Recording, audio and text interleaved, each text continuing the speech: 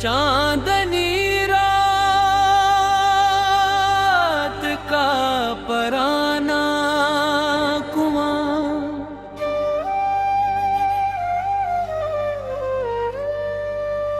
एक कदीम गांव के बेचो बेच,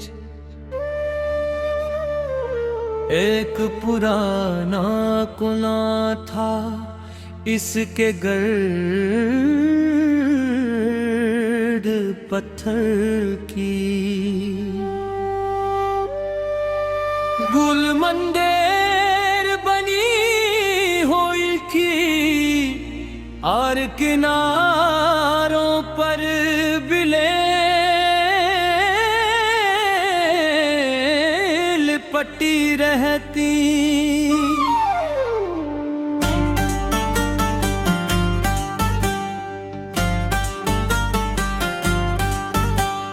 बिन के वक्ते औरती पानी भरने आते बच्चे, खेलते हुए इसते कर दौड़ते और बोड़े लोके सायादार दरख्त के नीचे बैठकर पुरानी बातें करते।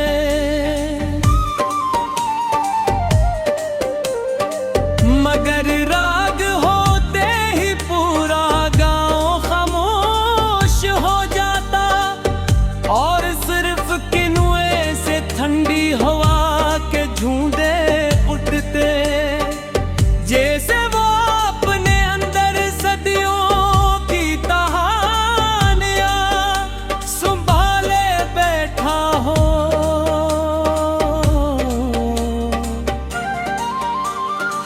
किनुए के करीब एक छोटी सी कच्ची झोंपड़ी थी, जहां एक बुजुर्ग खातून रहती थी। सब अम्मा सलीमा कहते थे।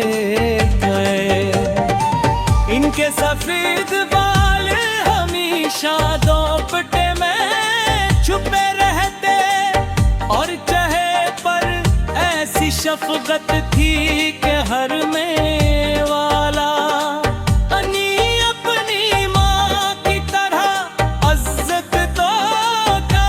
वो हर सुबह कुनुए के पास आते गर्द सफाई करते, पानी की रस्सी दुरुस्त करके और परिंदों के लिए मिट्टी के प्याले में पानी भर दे।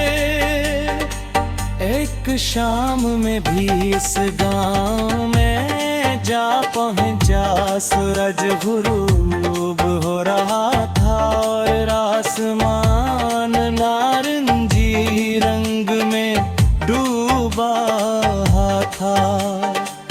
मैंने अम्मा सलीमा को सलाम किया, उन्होंने मोहब्बत से जवाब दिया और अपने पास बिठा लिया।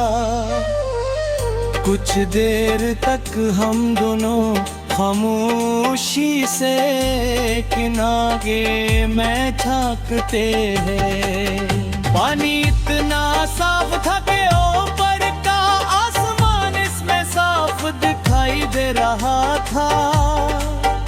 मैंने पूछा, अम्मा आप रोज उसके नोए की इतनी खदमत क्यों करती हो? उन्होंने मुस्कुरा कर कहा, जो चीज दूसरों की प्यास बुझाती हो उसकी हिफाजत इबादत बन जाती है। ये बात मेरे दिल में उतर गई। उसी दौरान एक मुसाफिर वहां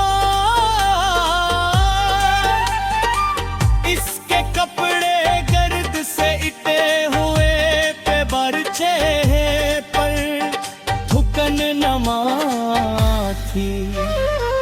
अम्मा सलीमा ने फौरन पानी निकाला, इसे पिलाया और अपने घर से ताजा रोटी ले आई। मुसाफिर ने शुक्रिया अदा किया और कहा, मेरे पास दीने को कुछ नहीं। वो नरमी से बोले दा, सबसे कीमती तोहफा होती है।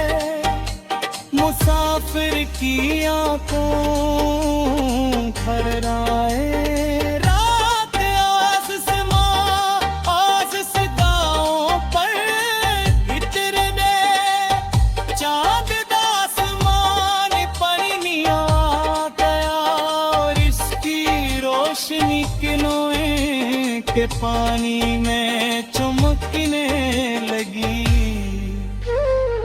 अम्मा सलीमा ने किनोने के किनारे एक छोटा सा चिराग रोशन की। मैंने पूछा, ये चिराग क्यों?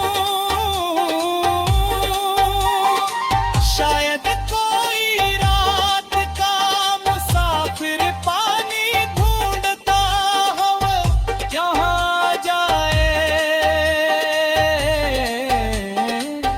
कुछ देर बाद वाकई एक चौराहा अपने पारों के साथ वहाँ पहुँचा। उसने पानी पिलाया, चिराग की रोशनी में रास्ता देखा। पान धुआं देता हवा आगे बढ़ गया। मैं खामोशी से ये मंजर देखता रहा। फिर मैंने पूछा, अम्मा आपने जिंदगी से सबसे बड़ा सबक क्या सीखा?